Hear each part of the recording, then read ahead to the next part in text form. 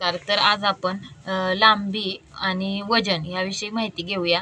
तर विद्यार्थी मित्रांनो, तर लांबी आपण मीटर पट्टीने मोजतो आणि त्याची एकके काय आहे ते मीटर आणि सेंटीमीटर.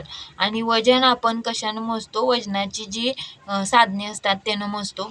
तर बघा, लांबी मोजण्यासाठी आपल्याला काय मीटर पट्टी असते. तर त्यानं आपण काय करतो, लांबी मोजतो. तर इथं बघा, 3 मीटर कापड पाहिजे आहे. तर कोणत्याही दुकानातून खरेदी केलं तरी त्याची त्या लांबी काय होते, 3 मीटरच भरते.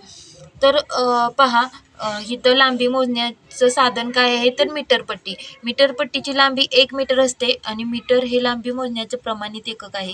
1 मीटरपेक्षा कमी लांबी असेल तर ती सेंटीमीटर या एककात मोजतात. तर काय, 1 मीटरपेक्षा कमी लांबी आपण सेंटीमीटर या एककात मोजतो आणि 1 मीटरचे 100 समान भाग केले की प्रत्येक भाग हा 1 सेंटीमीटर लांबीचा असतो.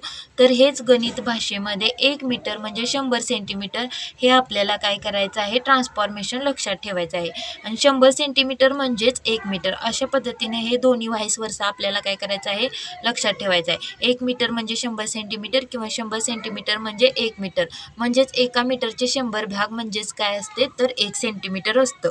तर अशा पद्धतीनं हे आपण लांबी मोजण्याचं प्रमाणित एकक मीटर आणि सेंटीमीटर हे पाहिलं. तर आता आपण वजन मोजण्यासाठी आपल्याला कोणती साधने वापरतो तर ते आपण पाहूया. एकाच वस्तूचे वजन एकाच मापाच्या साहाय्याने कोणीही केले तरी ते काय होतं, समानच भरते. तर वजन मोजण्यासाठी प्रमाणित एकके व प्रमाणित मापे असतात. किलोग्रॅम हे वजन मोजण्याचं काय आहे तर प्रमाणित एकक आहे. 1 किलोग्रॅम म्हणजे काय तर 1000 ग्रॅम आहे. वजन मोजण्यासाठी आपण वेगवेगळी साधने वापरतो. तर तराजू असतं, नंतर काय तर हे दुकानामध्ये असतं, वजन काटा असतो. तर अशा पद्धतीने वजन मोजण्याची तुम्ही आणखीन कुठली साधने पाहिलेत का? तर बघा, आपण तराजूसाठी हे पूर्वीच्या काळी दैनंदिन व्यवहारात वस्तूचे वजन मोजण्यासाठी ही साधनं वापरली जात होती.